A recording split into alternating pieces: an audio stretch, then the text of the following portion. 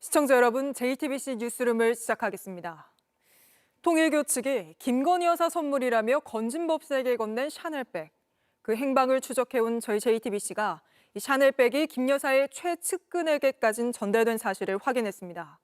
10년 넘게 김 여사를 수행해온 유경옥 씨인데 영부인이 된 뒤에도 이 봉하마을 방문 때 동행해 논란이 됐던 바로 그 인물입니다. 취재 결과 더 놀라운 건 이 가방 자체도 1,000만 원이 훌쩍 넘는 초고가인데 유 씨가 여기에 또 300만 원을 보태 여러 제품으로 교환을 해갔다는 겁니다. 과연 이 과정에 김 여사의 선택이나 의사가 반영되지 않았을지 의혹이 커지는데 이 소식은 잠시 뒤 상세히 전해드리도록 하고 우선 딱 2주 앞으로 다가온 대선 소식부터 짚어보겠습니다. 오늘 이재명, 김문수 두 후보 모두 최대 표밭, 수도권에 집중했는데 먼저 이재명 후보의 유세 현장부터 하예빈 기자가 전해드립니다. 경기 의정부에서 유세 일정을 시작한 이재명 후보는 연단에 서자마자 산업재해를 언급했습니다. 먹고 살자고 일하러 갔는데 되돌아오지 못하는 사람들이 너무 많습니다. 전 세계에서 산업재해 피해가 제일 많은 나라가 대한민국 아닙니까? 지난 19일 새벽 경기도 시흥 SPC 제빵 공장에서 발생한 노동자 사망 사고를 겨냥한 겁니다. 사업자를 처벌해야 한다면서 중대재해처벌법의 폐지 입장을 낸 국민의힘을 직격했습니다. 과실이 있는 사람 책임을 묻자, 형사처벌하자, 이게 잘못된 겁니까? 이걸 왜 폐지하자 그래요? 사업자들 몇 사람이 폐지해달란다고 그쪽 편 들면 되겠어요? 이 후보는 이곳 의정부에서 노동정책과 경제 관련 메시지를 내놨습니다. 이후에도 하루 종일 접경 지역을 돌면서 지지를 호소했습니다. 파주에선 북한과의 관계를 잘 설정해야 경제도 좋아진다고 말했습니다. 북한과의 관계를 우리는 잘 관리해야 돼요. 북한이 예뻐서가 아닙니다. 싸울 필요가 없는 평화 상태를 만드는 것이 가장 완벽한 안보인 것입니다, 여러분. 유세 때마다 경기도지사 시절 펼쳤던 계곡 정비 사업을 강조했고 이른바 호텔 경제학에 대해서도 돈이 돌아야 경제가 살아난다고 논란을 정면 돌파했습니다. 이 후보는 내일 자신의 지역구가 있는 계양을 포함해 인천을 방문합니다. JTBC 하혜빈입니다. 국민의힘 김문수 후보는 오늘 서울 쪽방촌 등을 돌며 중도 표심을 공략했습니다. 이준석 개혁신당 후보는 이틀째 호남을 훑었는데 계속해서 강희연 기자가 보도합니다. 김문수 국민의힘 후보는 약자와의 동행을 강조하며 서울 영등포 쪽방촌을 찾았습니다. 건강하시고 한번 연락 주세요. 오늘 제 전화번호니까 여기 핸드폰 언제든지 됩니다. 주민들의 어려움을 청취한 김 후보는 국고 지원을 늘려서 지방의 주거 환경을 개선하겠다고 강조했습니다. 김 후보는 강서구에서 유세를 시작한 뒤 서초와 송파, 강동 그리고 하남시까지 한강 이남을 크게 횡단하며 수도권 공략에 나섰습니다. 가는 곳마다 여러 재판을 받고 있는 이재명 민주당 후보를 겨냥해 날을 세웠습니다. 동부구치소 우리 송파구 있죠. 죄 많은 사람은 방탄조끼를 입을 것이 아니라 가장 안전한 국가 방탄시설 교도소에 가서 앉아 있으면 됩니다, 여러분. 민주당의 공직선거법 개정 시도 등에 대해서도 거친 말을 쏟아냈습니다. 범죄자들이 자기 마음대로 법을 만들어서 자기 방탄 입법을 하고 있는 이 행태는 언제 심판할 수 있습니까? 그러면서 김문수 후보는 자신의 청렴함을 강조하며 이재명 후보와 차별화를 뒀습니다. 국민의힘 선대위는 남은 2주는 이 후보의 나라가 되면 어떤 어려움이 올지 국민들이 알아가는 시간이라며 김 후보가 지지율을 회복할 수 있다고 설명했습니다. 이틀째 광주를 돌고 있는 이준석 개혁신당 후보는 전남대 학생식당을 찾아 소통에 나섰습니다. 광주 맞춤형 공약도 발표한 이 후보는 TV토론 이후 언론 인터뷰에도 주력하는 모습입니다. 제가 대통령이 된다면은 그런 광주 시민의 열망을 담아서 광주국제공항의 국제선 기능을 최소 일정 기간 복원시키는 것에 동의한다. 김 후보와 이 후보는 내일 모두 경기권을 돌며 수도권 표심 호소에 나섭니다. JTBC 강희연입니다. 지금부터는 건진법사 의혹 관련 JTBC의 단독 보도 전해드리겠습니다. 통일교 측이 김건희 여사 선물이라며 건진법사에게 전달한 것 중 하나가 1,000만 원을 훌쩍 넘는 샤넬백입니다. 이 샤넬백이 김 여사의 비서 유경옥 씨에게 실제 전달된 걸로 확인됐습니다. 유 씨는 코바나 컨텐츠 시절부터 10년 넘게 김 여사 곁을 지킨 최측근 인사입니다. 먼저 정혜성 기자의 단독 보도입니다. 영국 브랜드 그라프의 6천만 원대 다이아몬드 목걸이, 샤넬 가방, 그리고 천수삼 농축차. 2022년 윤석열 전 대통령이 당선된 직후 통일교측이 김건희 여사 선물이라며 건진법사에게 건넨 겁니다. 그동안 건진법사는 잃어버렸다고 주장했습니다. 통일교 청탁으로 김 여사한테 목걸이랑 금품 전달한 거 인정하시나요? 검찰이 윤 전 대통령 부부 아크로비스타 자택과 김 여사 수행비서 2명 자택 등을 압수수색한 건 4월 30일. 그런데 이후 검찰이 김 여사 측에 샤넬 가방이 전달된 결정적 증거를 확보한 거로 알려졌습니다.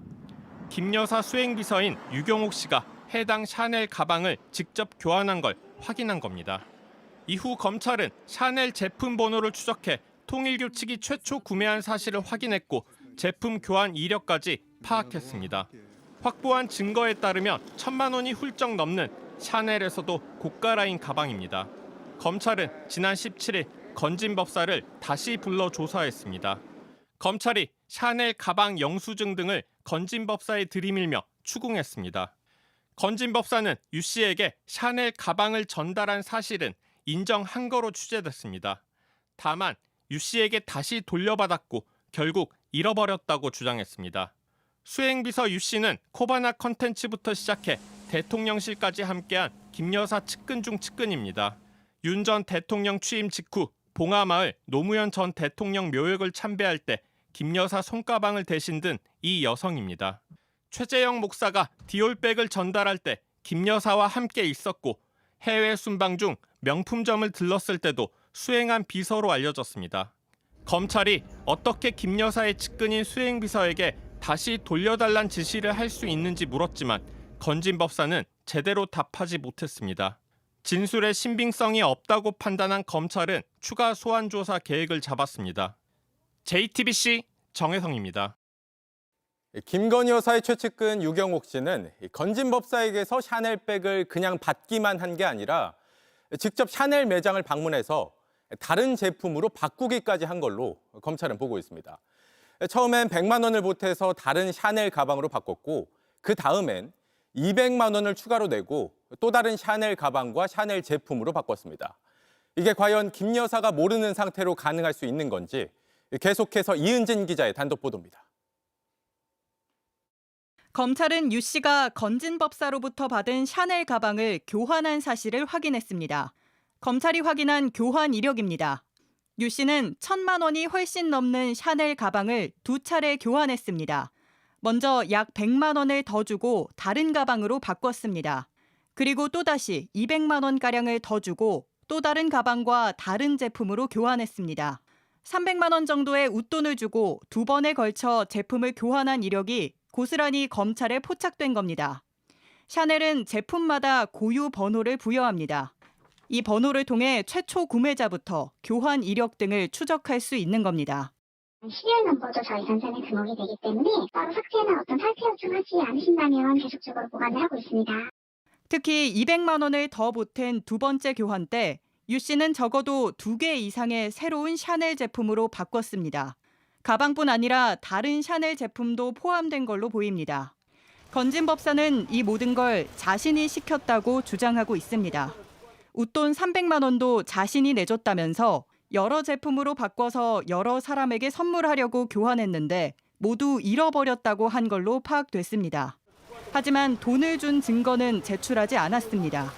검찰은 코바나 컨텐츠 시절부터 김 여사의 최측근이었고 부속실 행정관으로 수행한 유경옥 씨가 건진법사의 말을 듣고 김 여사와 무관하게 이런 일을 독자적으로 수행했다는 건 신빙성이 낮다고 판단하고 있습니다.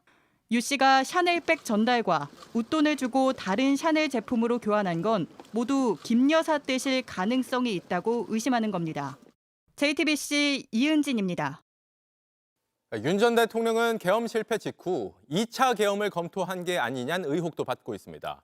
특히 곧바로 계엄 해제를 선언하지 않고 지하 벙커를 방문해 논란이었는데 JTBC가 당시 CCTV 장면을 입수했습니다. 윤 전 대통령이 국회 계엄 해제 의결 15분쯤 뒤에 지하 벙커에 들어서는 장면이 담겨 있습니다. 윤정주 기자의 단독 보도입니다. 지난해 12월 4일 새벽 합동참모본부 지휘통제실의 출입문입니다. 가장 앞에서 출입문을 통과하려는 사람이 윤석열 전 대통령입니다. 정장 차림에 넥타이를 매지 않은 모습입니다. 합참 직원으로 추정되는 인물이 옆에서 출입증으로 문을 열어주고 있습니다. 뒤로는 정장 차림을 한 10명 안팎의 남성들이 따르고 있습니다. 검찰 특별수사본부는 윤 전 대통령이 합참 지휘통제실 출입문을 통과한 시각을 새벽 1시 16분 20초에서 22초 사이라고 특정했습니다. 국회가 계엄 해제 요구 결의안을 의결한 지 15분가량 지난 시점입니다. 윤 전 대통령이 합참 지휘통제실에 간 사실은 알려졌지만 그 모습과 정확한 출입문 통과 시각이 공개된 건 처음입니다.